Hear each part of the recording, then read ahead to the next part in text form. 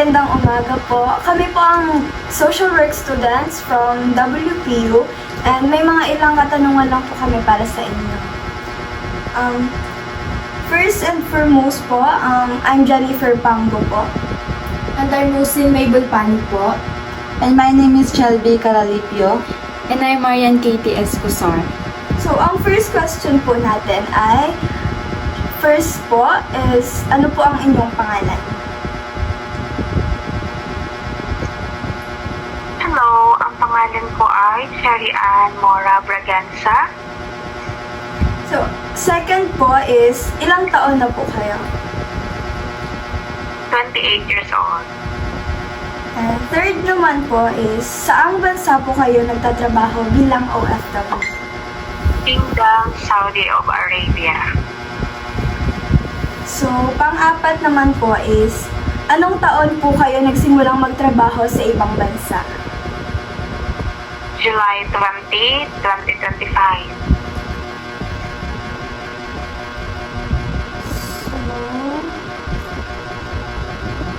Ano naman po ang pangunahing dahilan kung bakit kayo nagdesisyon naging OFW?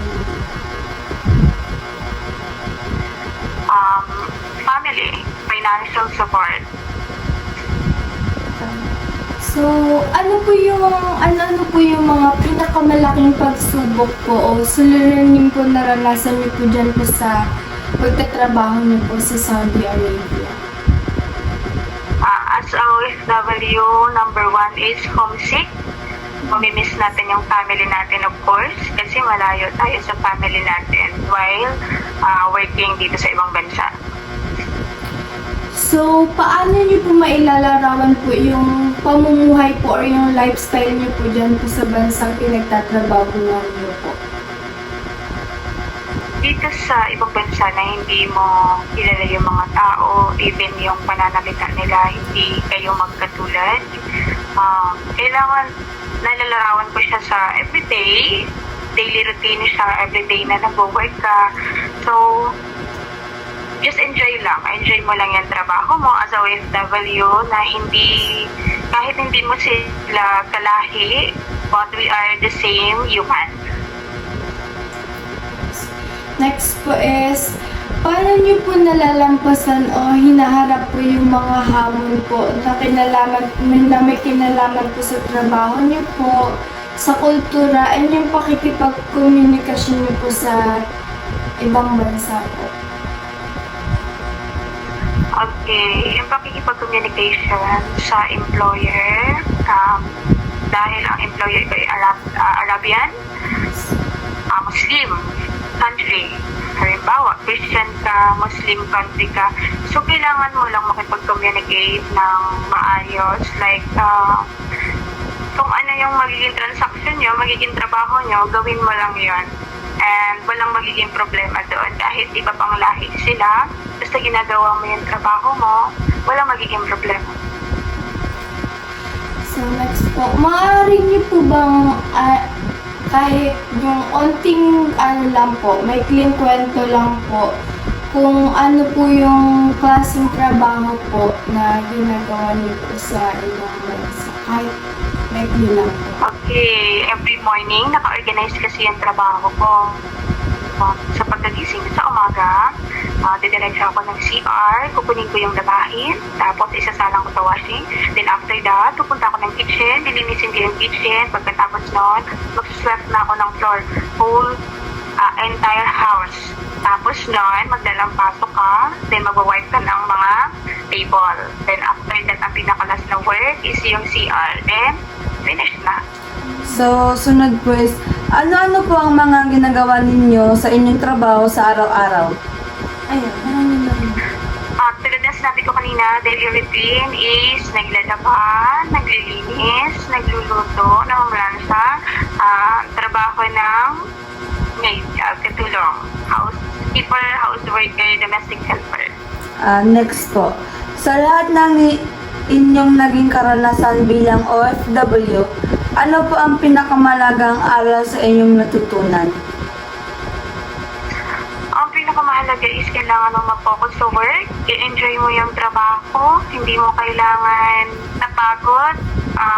Just enjoy the work. Tapos, as long as na matapos mo lahat ng trabaho mo, makakapagpahinga ka na. So, yun.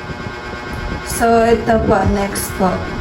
Paano po ninyo napapanatiling malapit ang inyong relasyon sa inyong pamilya kahit nasa ibang bansa kayo?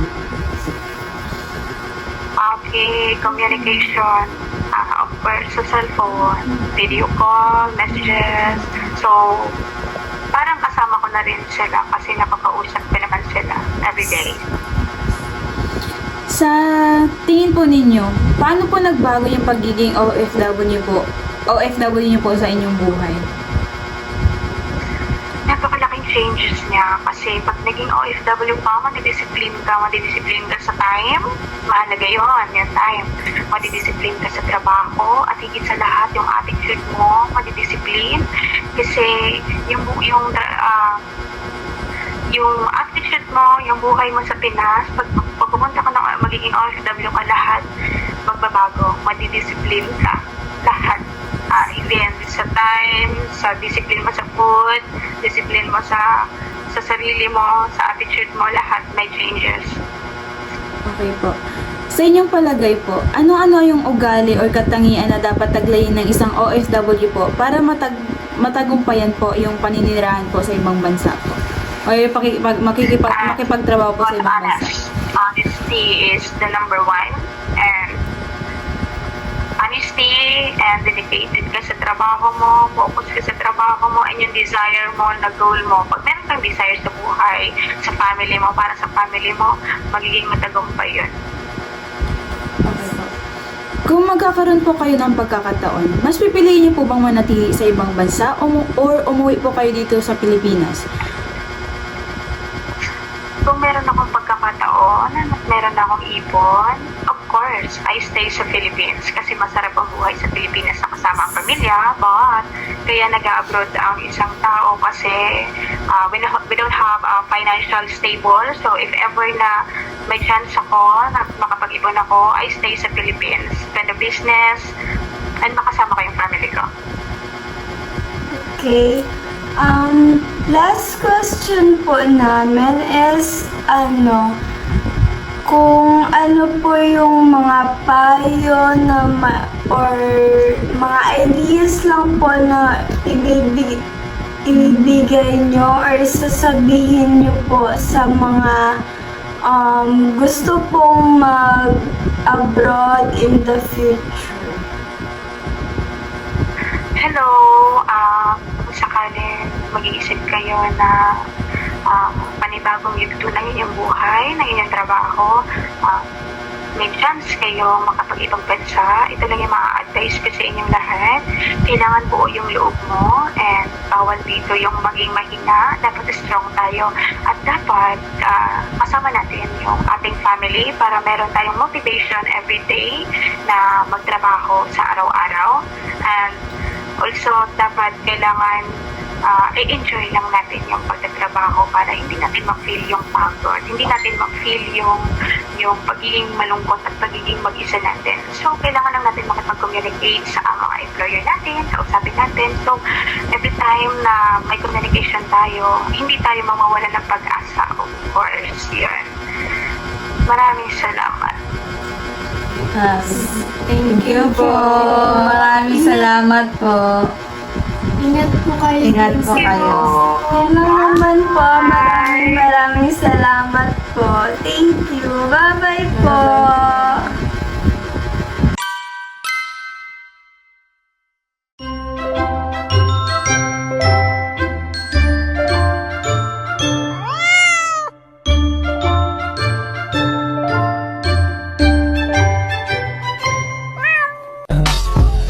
I just had to let you know you're